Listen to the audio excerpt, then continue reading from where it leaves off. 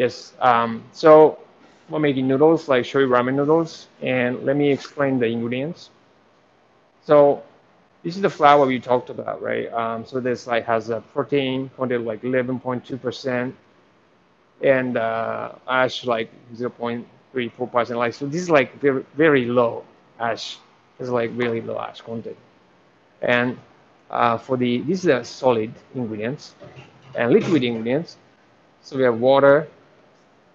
There's water like 33% of the weight of flour. So that's I can't calculate on the top of my head by to the weight of flour. And this is a kansi. So kansi this is 60% potassium carbonate, 40% sodium carbonate. It's kind of in the middle ratio. So 1% to the weight of the flour. Uh, that's salt. That's 1% of the weight of flour. So and this is 4 kilogram batch. So that's 40 grams, and then yeah, I can. So well, anyway, so we have ramen machine here. Um, it's called like Richmond One machine, and it has 10 kilograms of mixer, and the minimum batch of this mixer is like four kilograms. So that's why the batch is like 4 kilograms, and so this is a all-in-one machine, which means that like you can make fresh noodles from scratch just with this machine. And first, we'll mix it just with the flour for 1 minute. And while we do that, Igmi is gonna dissolve this salt and kansi, the water. So even though like these ingredients come in powder form, we have to melt them into water. So that's what we consider them as liquid ingredients.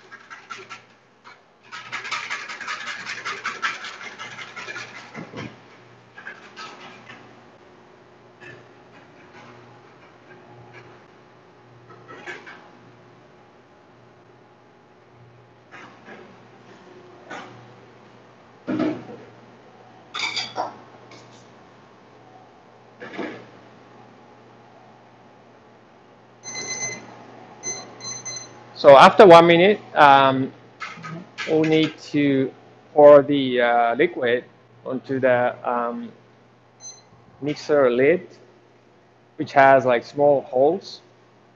Through these holes, the liquid drips through to be added to the flour.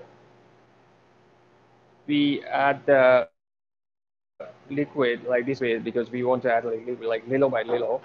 We don't want to add like liquid all at once because we want to have like a very good hydration on the dough. But we can't wait like for the mixer to be done, like so it'd be boring. So like we will start doing the next process.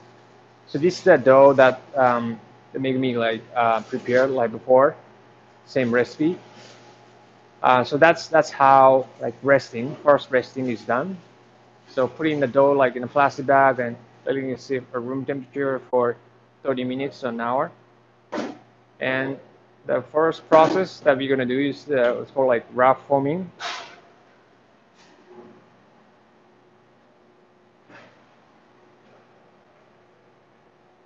So wrap forming, like we're making just wrap sheet of dough through the set of rollers that this machine has, and you can easily adjust the roller gap between two rollers with this handle. Um, Now she's setting the roller gap to 1.5 millimeter and start the roller to make a rough sheet of dough.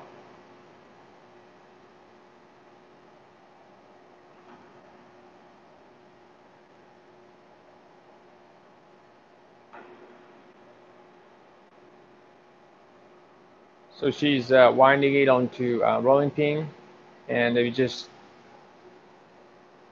automatically winds by itself. And so we'll just keep feeding the dough to the rollers and yeah, make a rough sheet of dough. So if you look at if you notice the like size of the dough, that's crumbled, size of crumbles, because this is like 35% hydration ratio. That's why the size of crumbles is this big. But if you're doing for example, like the lower hydration ratio noodle, like Hakata ramen noodles, which is like usually it's like goes with like very thick, rich tonkotsu, like pork bone broth. Maybe we are looking at like hydration ratio like 28%, like 30%. Then the size of crumble is like a lot smaller. It's almost like powder form, and then like in that case, like we need to set the roller gap to maybe like smaller, 1.1 millimeter or something. But like if you're doing a higher hydration ratio noodle like tsukemen noodles, then your like crumbles will be like a lot bigger. So you need to like widen the roller gap, maybe like to 2 millimeter. So depending on the hydration ratio of the noodle you're doing, you need to adjust the elements of like noodle making processes.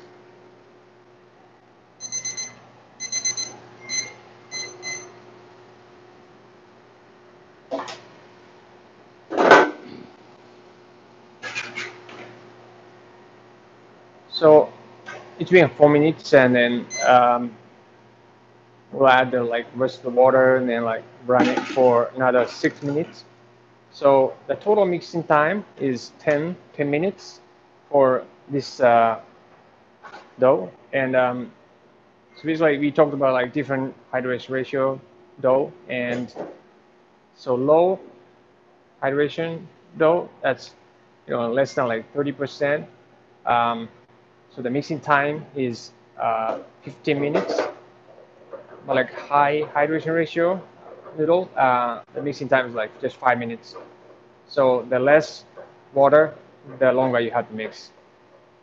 And what she's now doing is that like she's separating the dough into like two sheets of dough, and then combine them through a roller.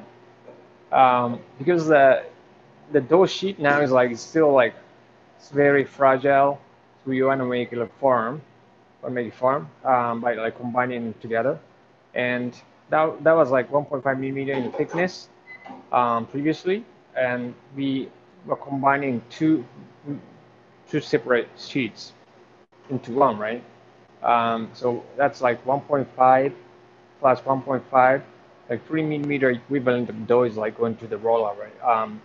But we don't want to thin it drastically. So we want to like reduce the thickness of the dough. You want to apply like good amount of pressure at the time, not too much, because like that if you apply like too much pressure at once, then that would destroy the gluten structure. So we apply this rule of 70% rule, 50% reduction rule. So at each round of thinning, we reduce the thickness by 70%. So that's 3 millimeter dough, like equivalent dough is like going to the roller. So 3 times 0.7, 2.1. To make it simple, 2.0 millimeter. So that's why we set the roller gap to 2 millimeter.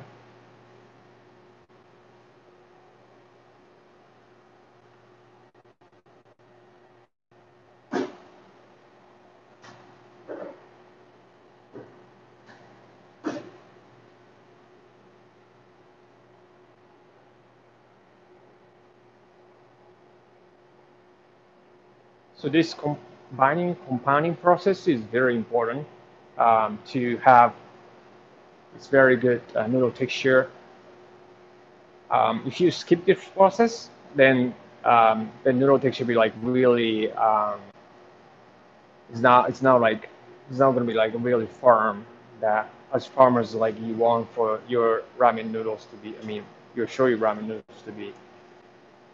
And we usually do this process like 1 to 2 times depending on the type of like ramen noodles that we're making.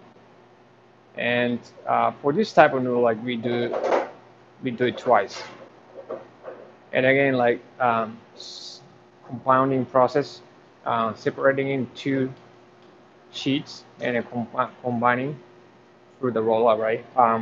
Then so that was like 2 millimeter. Um, then 2 millimeter in thickness, like each is 2 millimeters, so 2 plus 2, four times 0.7, 2.8. Like we want to round it up for the sake of simplicity to 3 millimeter.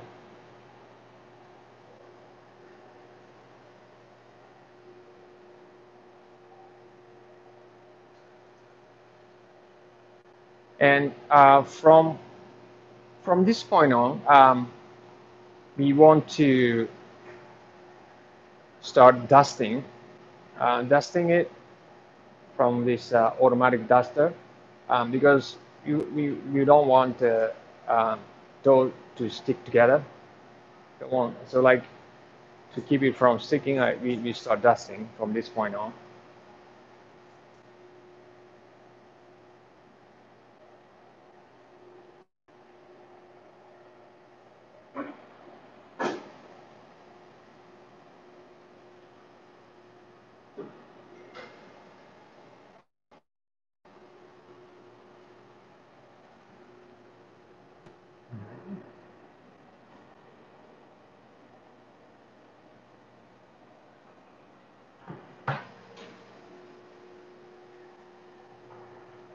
So after combining process, so that terms of like gluten structure inside dough, that's complete. So all we have to do is just thin it to the final thickness, and that was the thickness was 3 millimeter, and applying this 70% reduction rule, 3 times 7.7, 2.1, round it down to 2.0 millimeter. So we are thinning it out 2 millimeter.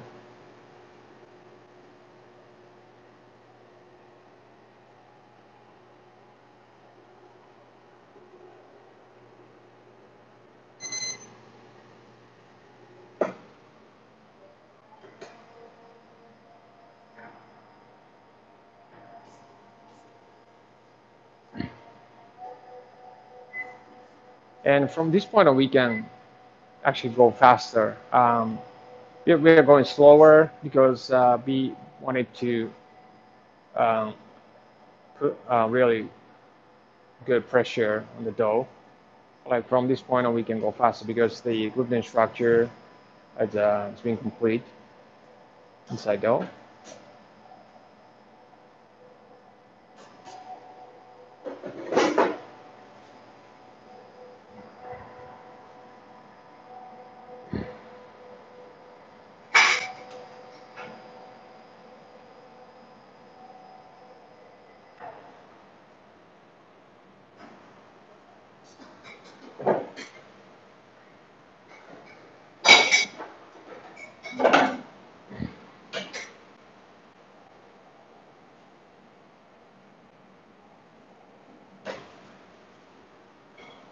And so that was two, and then next round, like we set the moral gap like 1.5 millimeter, so 2 times 0.7, like 1.4, but like we wanna make it simple, like rounding it up to 1.5 millimeter.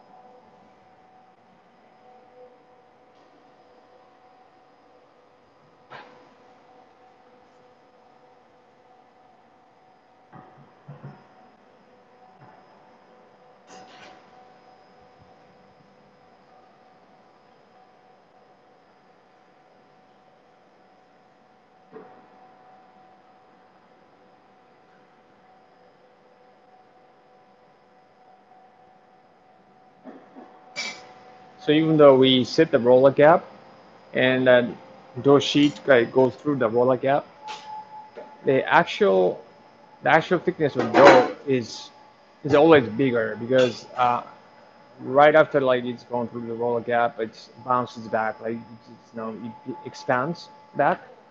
So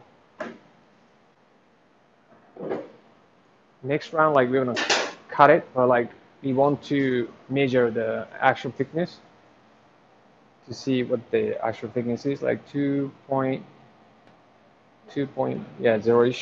point zero. And so, but like the roller gap was a 1.5, so there's a difference of like 0.5 millimeter. So after it's gone through the roller gap like 1.5, it's bounced back by 0.5, and the thickness, the final thickness we want that to be is 1.3 millimeter, 1.3 millimeter. So we use this kind of cutter that's like paper shredder. So the dough sheet like goes through between the slitter, and then it gets slitted out into like noodle strands. And um, we want to make a curly noodle, and then we use this kind of like parts that's like silicone plates, like, and they're gonna block the noodles from coming out, and then like noodles gonna get stuck in there. But like another batch of like another portion of noodle like goes in, and like the previous batch like portion like gets pushed out, and in the process the noodles get curly, wavy.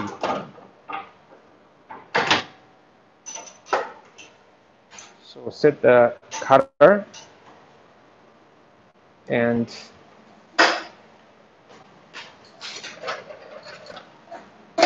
we'll cut it.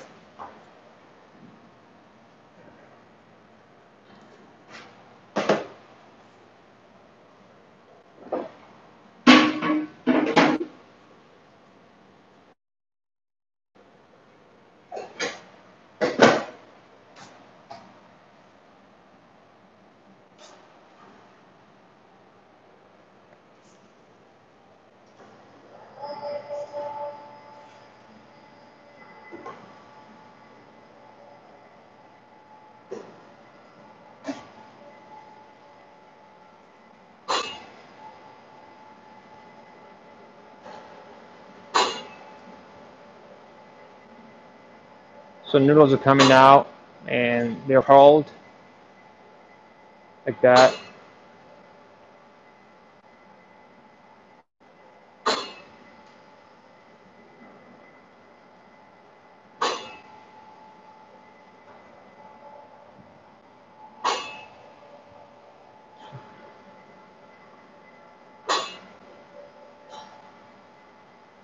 Okay.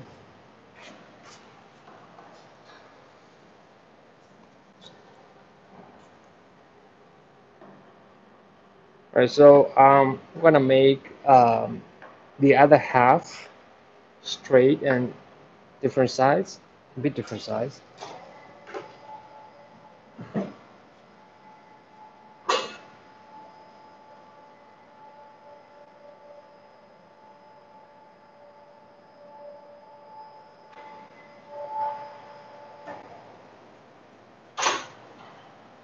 Okay, so that's how you make like curly noodles. And I'm gonna make the other half like into straight noodles with the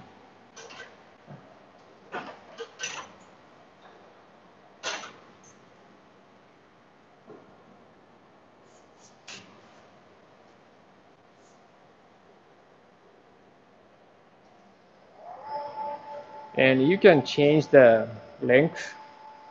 You can change the length of the noodle by the volume. So you can make it longer to have bigger portion. You can have like you can make it shorter to have smaller portion. The touch of knob. So it's very easy. Like you can yeah just your serving size. very easy.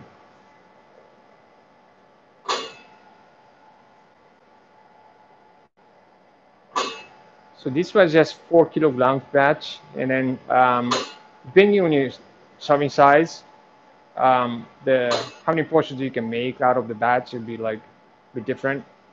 Like 4 kilogram batch, like plus the liquid, so that 35% liquid.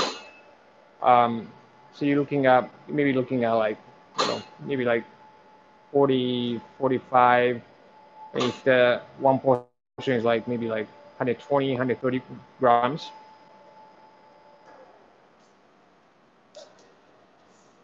Okay, so that's how you make shoyu ramen noodles from scratch.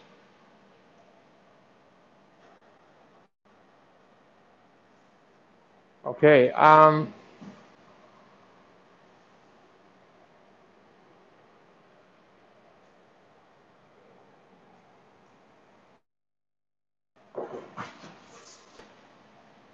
So that was a noodle part, and next we actually have like one of the instructors for school. It's gonna show us. It's gonna actually teach us like show you ramen like in more depth, and like it's gonna talk about like some technical parts of it, and then it's gonna show us the few examples of shoyu ramen dishes. Okay, let me introduce like Mr. Takeuchi. You can call him Thomas. He's from Vancouver, BC, Canada, and like so he's basically like a native speaker English, and he's been like he has like background like experience like in Japanese cuisine, and then he's been with us like for several years, like as an instructor. So like he's got a lot of knowledge and like a lot of experiences of ramen and Japanese cuisine. So I'd like to have him like to teach us short ramen today. Okay, I'll pass it to him.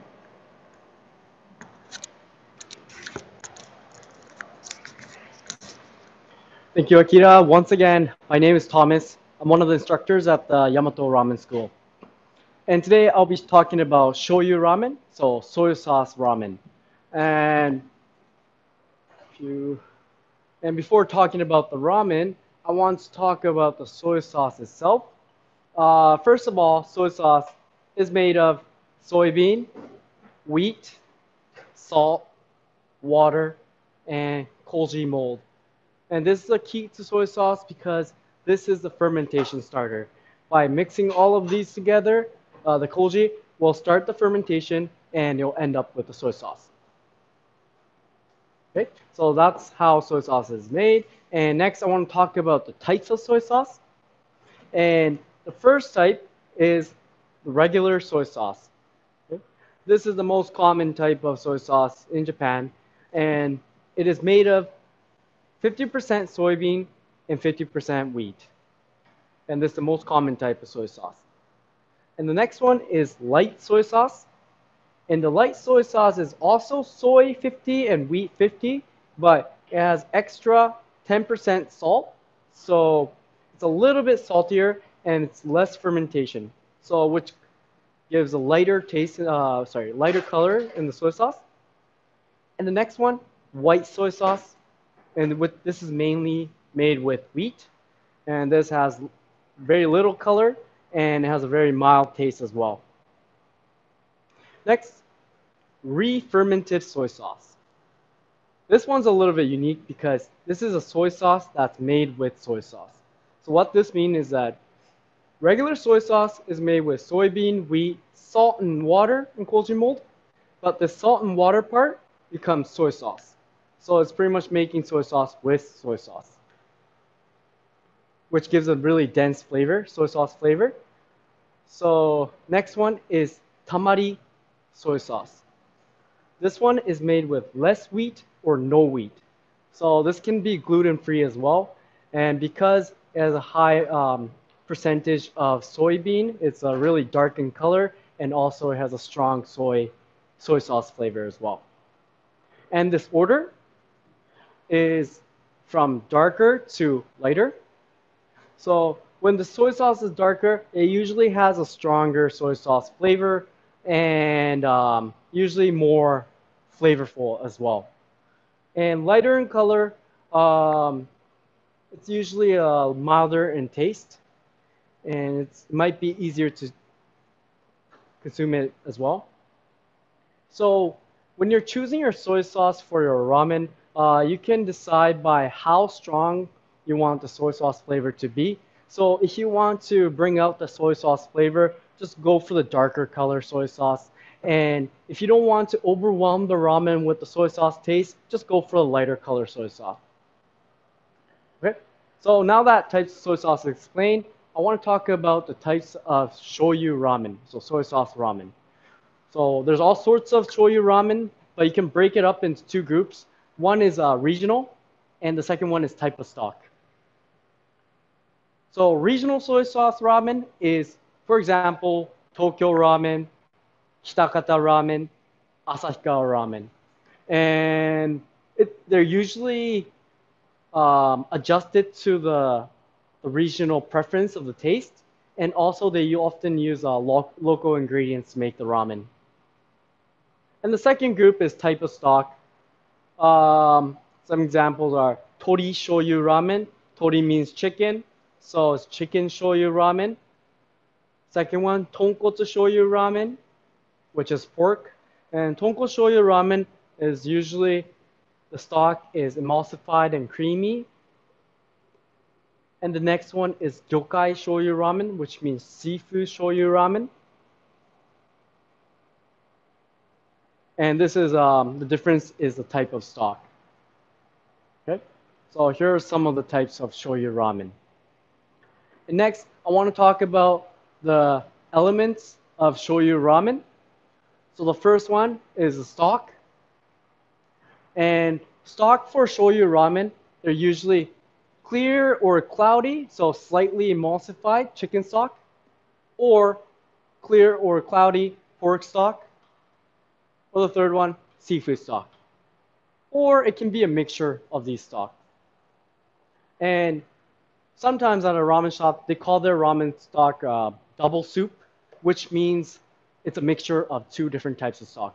So mixture of pork and seafood double soup, it means that it's mixed two different types of stock. And next, flavoring sauce. In Japanese, we call it motodare. So this flavoring sauce is what makes up that soy sauce flavor in the soy sauce ramen. So the flavoring sauce is soy sauce base, motodare. And a motodare is not just soy sauce, there's all sorts of ingredients. For example, soy sauce, mirin, sake, and some dried ingredients like kelp and sardines for the umami. And for the flavored oil, they often use pork fat or chicken oil. It can be anything. And they're often flavored with garlic, leek, and also etc. And for the noodles, they often use thin noodles, which is wavy or straight. And that's often paired up with the shoyu ramen. And for the toppings, some of the common toppings for shoyu ramen is chashu, sliced up leek, green onion, mitsuba leaf, spinach, soft-boiled eggs, bean sprouts, fish cake. Okay, so this is just some examples for the common shoyu ramen. Okay, so next I want to talk about our method of ramen making. So like I said, in a motodare, there's all sorts of ingredients in this motodare. I'll say at least 10 different ingredients in this motodare. But our method of making this motodare is by separating each ingredient, preparing them separately. So for example, this soy sauce is prepared with scallops. So it has some scallop umami in this soy sauce. And next one, this one is flavored with shiitake mushrooms. And this is salt-based motodare, which is flavored with kelp. So it's got some kelp umami in it. And this is salt-based motodare with sardines. And this is heated mirin, which is a sweet rice sake. And this is white miso motodare. And this is red miso motodare. Okay? So think of these as parts of a motodare. And what the students that comes to our ramen school do is they'll blend these parts together into their own preference. And while they're blending it, they measure how much they put in. So once it's completed into their own preference, they have their own recipe, their own blend. So we don't just teach our students like one type of recipe. We allow the students to make their own taste and make it into original taste. Okay? And same goes with the flavored oil as well. This is leek oil, garlic oil, and this is chicken oil, and chili oil. And this is a black garlic oil.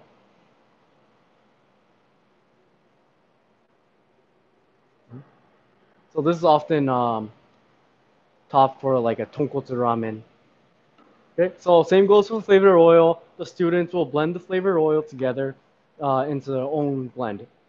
Okay, so that's one unique method of our ramen making. And the benefit of this is that you can make it up into your own original taste.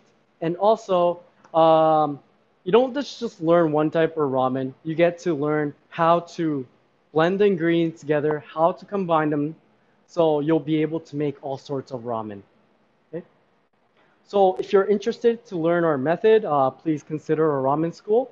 Or for people that can't come to our school, we also sell these textbooks.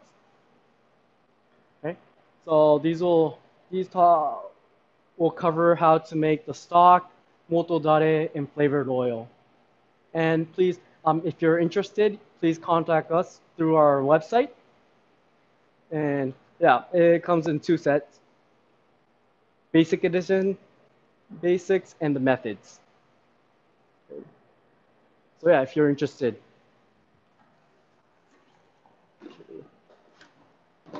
Okay, now that that's explained, I want to get into the actual cooking part. I'm going to make tori shoyu ramen today. So chicken shoyu ramen, and also because it's summer, it's really hot in Japan, we're gonna make cold shoyu ramen as well. Okay.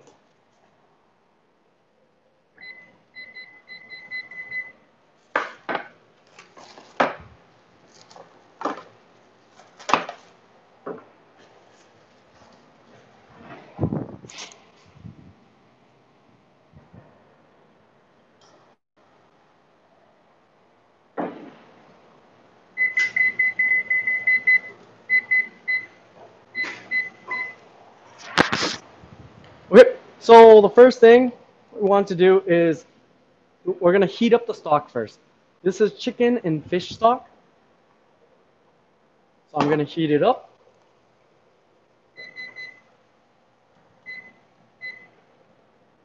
And so in the bowl, I'm going to put 1 scoop of this pre-blended shoyu motodare.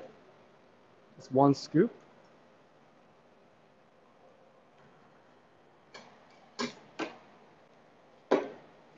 And also this chicken base flavored oil. 1 scoop of this as well.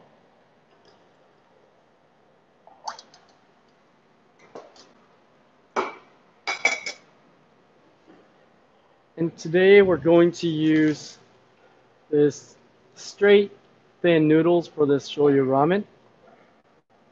Gonna cook these for 50 seconds. So make sure to put the noodles in a rapidly boiling water and mix for the first 5 or 10 seconds.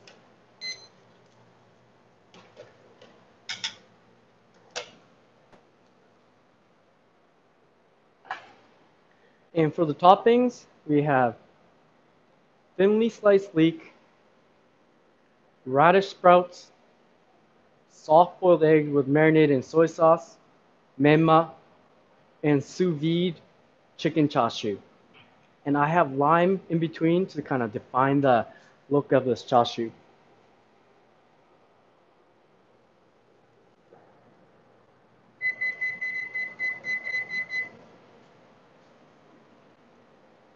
Now that the stock is ready, I'm going to pour 1 scoop of this chicken and fish stock.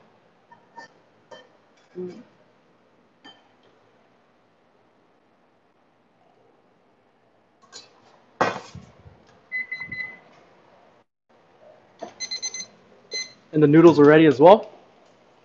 I'm going to strain out this boiling water completely.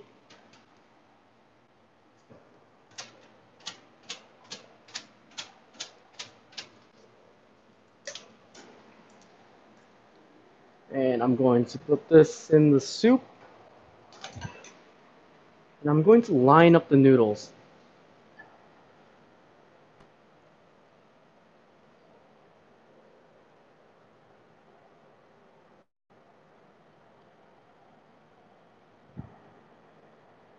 Okay.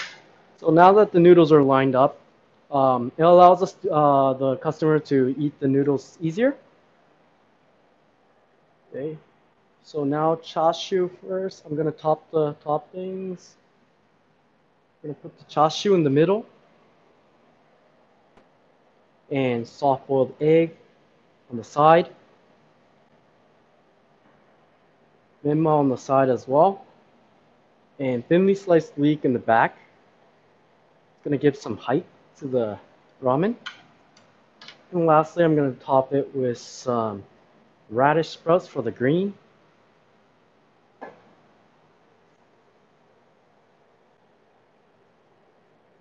Just going to wipe the side.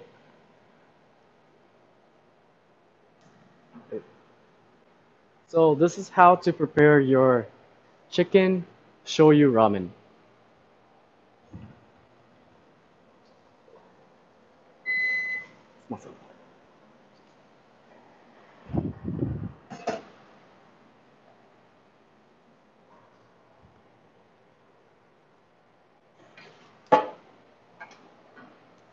Okay, so next I'm going to make cold shoyu ramen. So for the cold shoyu ramen, I'm going to use this wavy thin noodles. And when you're cooking your noodles for a cold dish, make sure to cook it maybe 1.5 or 2 times longer than a regular boiling time. Because when the noodles are chilled, the starch is going to harden. So we have to overcook the noodles. Just so I'm going to cook these for 1.5 minutes.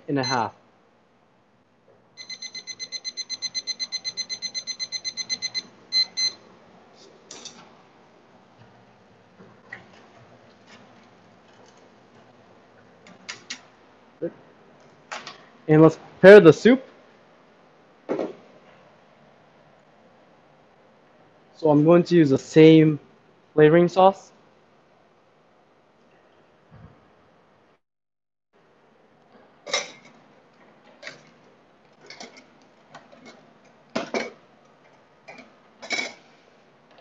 And for the flavored oil, make sure to use vegetable oil, because if you use animal fat, it's going to solidify when it's cold.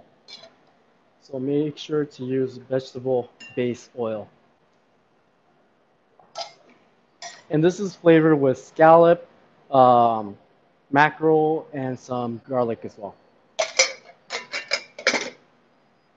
And I'm going to pour in this fish stock, cold fish stock. Pour 1 scoop of this. The noodles are ready, almost ready. So once the noodles are boiled, I'm going to wash and chill the noodles.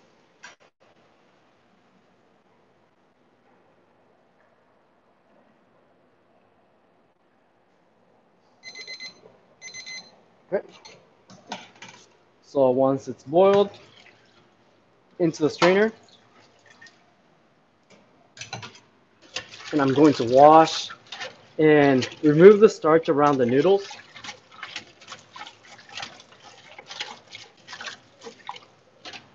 And remove this water, throw away the water, change the water, and wash again.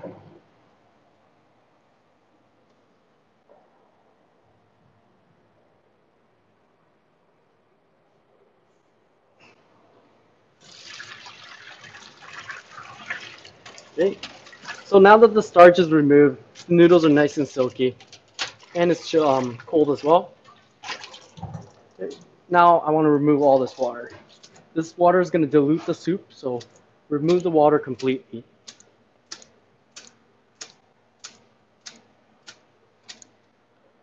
Okay.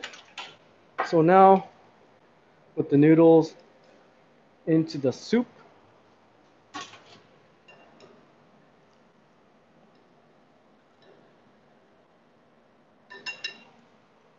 And for the toppings, we got some mixed vegetable, some boiled prawns,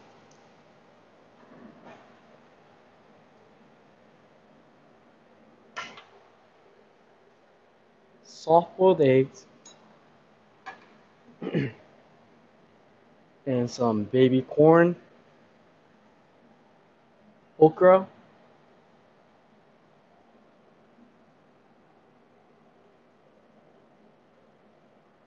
and lastly, I'm going to top it with some lemon slice. And on the side, I'm going to put a cut tomato. Okay. So this is how to prepare your cold shoyu ramen.